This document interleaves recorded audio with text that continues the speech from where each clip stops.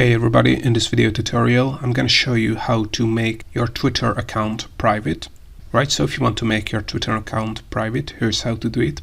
So before I would show you the process, just a quick explanation. If you make your Twitter account private, it means that only people who follow your Twitter account will be able to see what you tweet, what you like on your Twitter account, and so on. So if you want to make your profile private and hide it from the public, here's how to do it.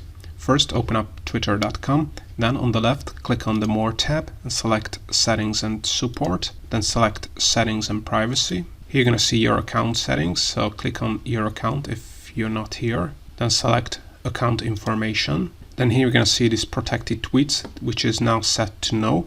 Click on this one, because here's where you're going to be able to protect our tweets, as Twitter calls it, which basically means that we'll make our Twitter account private. So as you can see, in this case, our tweets will be protected and they will make them visible only to our Twitter followers. So if you're okay with this, click on Protect.